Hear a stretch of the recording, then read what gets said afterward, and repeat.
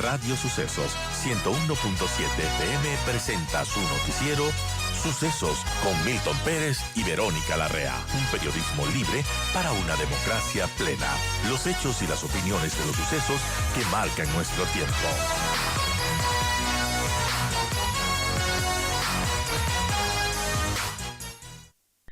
Doctor, gracias por estar con nosotros. En esta época hemos visto algunos casos que se han reactivado lamentablemente de COVID-19, también de influencias tipo A, B, virus incital, entre otros. Y hablemos de la prevención, porque eso es lo más importante. ¿Qué nos puede comentar sobre las vacunas de COVID-19? Por ejemplo, en mujeres que estaban embarazadas, ¿qué le recomendaría? Y si es que ya se pusieron todas las dosis, las 3 dosis de COVID, se aconseja que ahora que están en gestación se vuelvan a colocar la vacuna. ¿Cómo funcionan estos casos? Gracias, doctor Guillén, por estar con nosotros. ¿Qué tal? Muy buenos días. Es un placer y un gusto poder compartir con ustedes esta mañana y realmente de hablar temas tan importantes como lo son la vacunación. Voy a empezar por la última parte de su pregunta. En realidad, lo que deberíamos pensar hoy en día es que a pesar de haber recibido varias dosis de vacunas, como usted bien lo anota, realmente la vacuna que tenemos disponible en otras partes del mundo, porque todavía no es una realidad para Ecuador, es la vacuna monovalente basada en la última mutación que tiene mayor prevalencia en el mundo, es decir, que está más diseminada, que es la cepa Omicron que todos conocemos, que se denomina XBB 1.5 y que realmente está circulando. Entonces, ¿qué es lo que pasa, sobre todo con poblaciones de riesgo, como estamos hablando, que son las mujeres embarazadas? Se ha visto que si una mujer embarazada desarrolla una enfermedad tipo COVID, y no lo digo yo, lo dicen las estadísticas, realmente tiene mayor posibilidad de presentar parto prematuro, tiene mayor probabilidad de presentar preeclampsia, que son complicaciones del embarazo. Entonces, lo que se ha visto es que existe una necesidad, no solo para la mujer embarazada, sino también para los niños de 0 a 3 años y para toda la población prácticamente, de actualizar la vacuna. Entonces, hoy en día deberíamos dejar de hablar de cuántas dosis me puse yo, Claro, porque si yo hago un recuento y lo emuro a influenza, probablemente yo tengo unas 15 o 20 dosis de influenza durante la vida, claro, ¿sí? cada año Porque que es se anual. vacuna. Ujú. Exactamente. Entonces, más o menos es lo mismo que va a pasar con COVID. ¿Por qué? Porque COVID ya vive entre nosotros y ha ido mutando. De hecho, la actual mutación, la actual cepa circulante tiene 30 mutaciones versus la, la cepa original, con la que todos probablemente nos infectamos. Entonces, ese tipo de inmunidad, si bien nos protege en cierta forma, no es suficiente.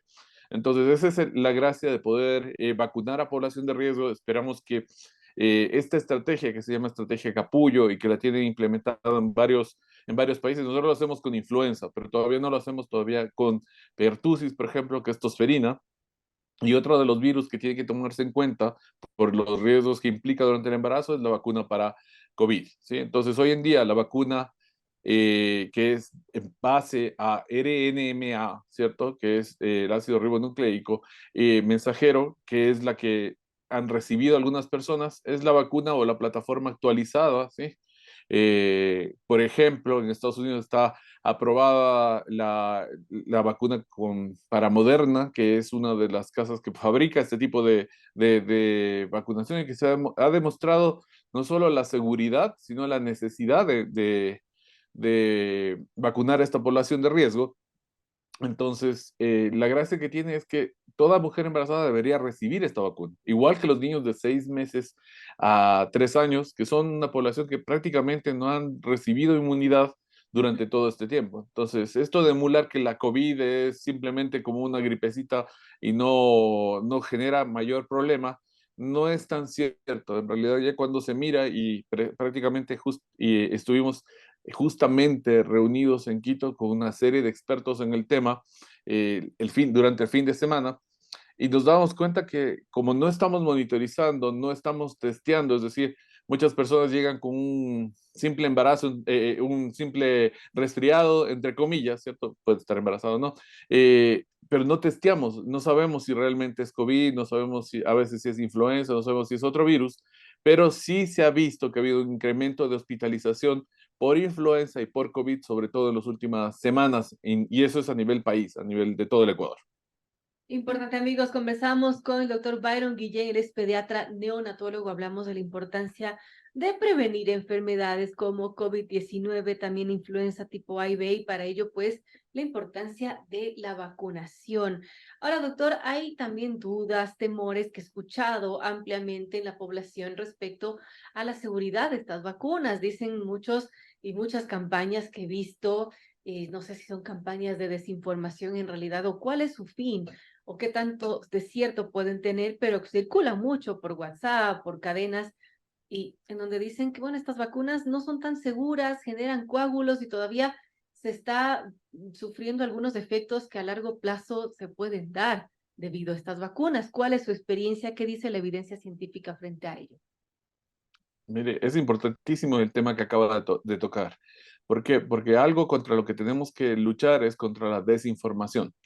Realmente no podemos dar un estado de la situación de COVID porque no tenemos datos. Desafortunadamente dejamos ya, la pandemia es algo como que en cierta forma viramos la página para tener una vida normal, pero quienes no pueden virar la página son las autoridades de salud, porque en realidad son las que tienen que estar monitorizando y viendo cuál es la realidad de nuestro país para tomar las mejores decisiones. Lo que tenemos que luchar es contra la desinformación. ¿Por qué? Porque primero, si hacemos un recuento de cómo era nuestra vida durante la cuarentena y qué es lo único que cambió esta realidad, fue la vacunación. Entonces parece que esa memoria ha sido muy a corto plazo y nos hemos olvidado que antes de la vacuna nadie podía salir, que había colas gigantescas en los supermercados, que teníamos que hacer turno para poder asistir a cualquier sitio donde se conglomere la gente por el riesgo de infectarse y por el riesgo además de tener una complicación secundaria del COVID. Entonces, la seguridad de las vacunas no solo se ha demostrado desde el punto de vista científico en cada uno de los artículos que se hacen o cada una de las revisiones que se hacen para ver la seguridad que estas tienen y que no tenemos mayor problema. El problema que tenemos, valga la redundancia, es que normalmente las personas piensan que ponerse una vacuna y sufrir un efecto colateral es peor que sufrir la enfermedad. Y ese es el paradigma que hay que romper, porque si yo me enfermo de COVID voy a terminar en una UCI.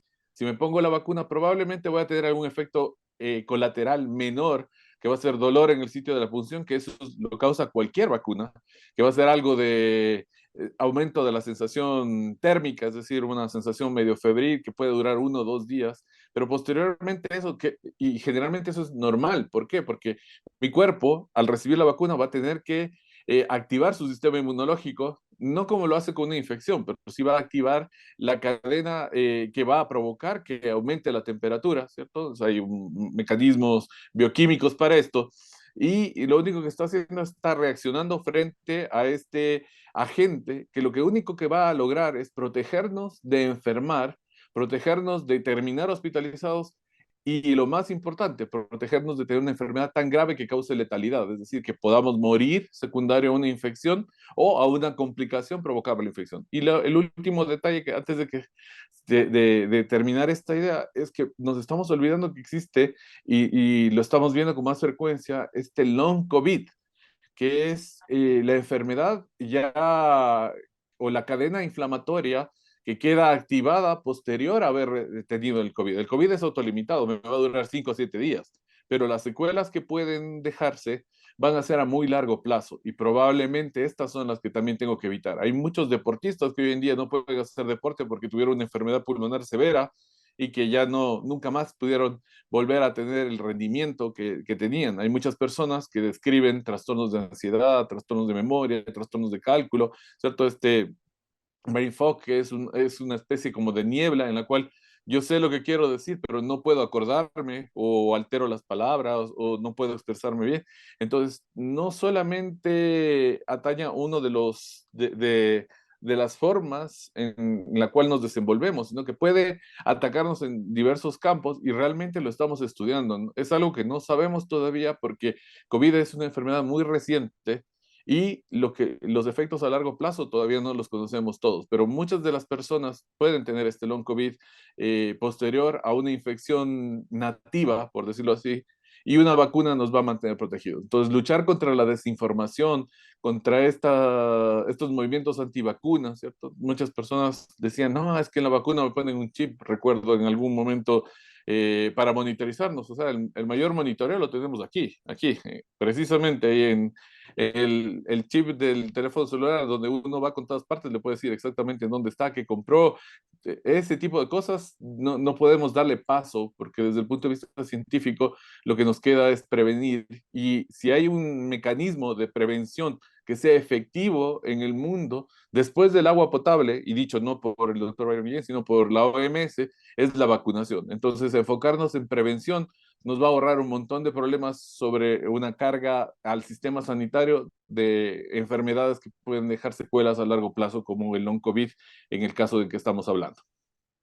Interesante. Ahora, doctor, sí, hay esas preocupaciones irracionales que decían que nos ponen un chip, que nos ponen grafeno y que se hacen nuestros brazos magnéticos y eso obviamente causaba risa, pero sí había gente que se creía. Ahora, respecto a esta preocupación real de que pueda haber coágulos, por ejemplo, mayor incidencia de coágulos, mayor incidencia de infartos, muertes súbitas, ¿hay algún estudio sobre eso? ¿Qué le puede decir a la gente que quizás está preocupada? He escuchado muchas personas que ya no quieren ponerse las dosis de refuerzo por esto mismo. Sí, yo creo que una medida como la vacunación no le gusta a la gran mayoría de personas porque significa acudir al centro de salud, colocarse la vacuna y obviamente el malestar que hemos tocado. Pero realmente todo lo que usted acaba de tocar, el aumento de la hipertensión, el aumento de la diabetes, el aumento de la enfermedad cerebrovascular, ¿cierto? Como los accidentes cerebrovasculares, lo que la gente comúnmente llama derrame cerebral, ¿cierto? Todo ese tipo de cosas, el aumento en la coagulación, no lo provoca la vacuna, lo provoca la enfermedad. Es decir, si yo quiero evitar exactamente todo lo que usted acaba de decir, lo primero que debería hacer es vacunarme. Ahora, ¿qué debemos exigir o qué debemos pedir o qué es el escenario ideal probablemente para evitar este tipo de complicaciones? Es que tengamos disponible la vacuna monovalente de cepa actualizada para poder prevenir este tipo de enfermedad, cosa que todavía no la tenemos y estamos esperando. Hay muchas personas que están tratando de que en nuestro país se cristalice La y que bivalente, podamos porque tener. la monovalente sí está disponible. El problema es que la bivalente se desactualizó ya, porque el virus ha cambiado tanto que, por ejemplo, en Estados Unidos, hace 2 meses, prácticamente todas las bivalentes que existían, que ya era la vacuna actualizada para ese entonces, estamos hablando de 2 a 3 meses atrás, este momento ya no se colocan. Se coloca la monovalente porque esa es la nueva disposición del Comité Asesor y de la FDA, que es el organismo regulador en Estados Unidos. Y hay muchos países en Europa, y no solamente en Europa, estamos aquí. Colombia ha adoptado la medida, Perú ha adoptado la medida, Chile ha adoptado la medida, Argentina ha adoptado la medida. ¿Por qué? Porque saben que es un potencial riesgo de enfermedad a largo plazo que realmente siempre curar en salud es peor o más costoso, digámoslo así, para ponerlo en cualquier escenario que se vea, que prevenir. Entonces, obviamente, deberíamos nosotros también actualizar nuestro esquema de vacunación, idealmente protegiendo a la población en riesgo, como empezamos en esta entrevista, como las embarazadas, como los niños de 6 meses a 3 años, que prácticamente que es la población que más nos preocupa porque no tienen nada de inmunidad, y el resto de la población en general. O sea, lo ideal, el escenario ideal es que todos actualicemos nuestra vacuna. Y cuando hablamos de vacunarnos contra influenza, que realmente veíamos las estadísticas, influenza enferma menos grave que lo que puede hacer COVID y sin embargo nos vacunamos porque lo tenemos incorporado. Lo que pasa con COVID es un poco distinto. Nosotros, como no la conocemos y como pensamos que la pandemia ya pasó, realmente lo que creemos es que no hace falta y creo que sí ha habido una suerte de relajamiento en el caso de que ya no es necesario, ¿para qué me voy a vacunar? Y lo está Claro. viendo todo el mundo, o sea, todo el mundo, no solamente le pasa a Ecuador, pero, o sea, yo creo que es bien importante que todos nos mantengamos informados para poder lograr que las mejores decisiones sean tomadas respecto a estos aspectos tan importantes y que nos atañen a todos. ¿Sí? No vamos a volver nunca a una situación de pandemia global, esperemos que así sea, pero está claro que los virus no descansan y que van cambiando todo el tiempo y en cierta forma no van a estar esperando que nosotros tomemos las decisiones adecuadas para poder protegernos. Importante, doctor. 7:39, estamos conversando con Byron Guillén, pediatra neonatólogo, y hablamos de las vacunas de COVID en mujeres embarazadas y niños, y retomando el tema de las mujeres embarazadas y niños. Entonces, doctor, ¿cuál es su consejo respecto a inmunizarse con un refuerzo quizás? Porque ya me imagino muchas tendrán la vacuna en sí, pero ¿cuál es el trimestre ideal, el mes ideal, si está en gestación, para ponerse este refuerzo de COVID-19? Sí, es importantísimo lo que acaba de tocar. Realmente hoy en día se sabe que se puede vacunar a la mujer independientemente. Antes se esperaba que pase el primer trimestre porque no se sabía exactamente y se estaban haciendo los estudios. Hoy se puede vacunar desde el primer trimestre, es decir, desde que la persona sabe que está embarazada puede recibir la vacunación, así que no hay riesgo. Está realmente comprobado que eso es así. Y es más, esto nos da la oportunidad de que en 6 meses más, digamos que una persona está en el tercer mes de embarazo y va a dar a luz al noveno mes. Entonces, si recibe la vacunación durante el primer trimestre, tiene la posibilidad inclusive de recibir una dosis actualizada antes del nacimiento y probablemente eso va a tener mucho más protección que sabemos que le dura al bebé alrededor de los 6 meses después del nacimiento. Entonces lo vamos a tener protegido de 0 a 6 meses. El problema es qué pasa de los 6 meses a los 3 años, porque hoy en día Ecuador solamente vacuna de los 3 años en adelante para los Claro. niños. Entonces, de los 6 meses a los 3 años, igual el niño queda desprotegido y entonces por eso es importante que la vacuna monovalente esté hoy en día disponible para este tipo de población, que se ha comprobado que tiene riesgo y que termina hospitalizado. Hay hospitalización por COVID. O sea, de hecho, si uno hiciera un censo en los hospitales, diferentes hospitales del Ecuador durante las últimas 2 o 3 semanas, vamos a ver que el porcentaje de hospitalización en influenza y en COVID han aumentado. Entonces creo que es importante. Importante información, gracias al doctor Byron Guillén, pediatra neonatólogo. Hablamos de la prevención y las vacunas de COVID-19, amigos. Son las 7:41, tenemos que terminar esta entrevista. Gracias al doctor Guillén.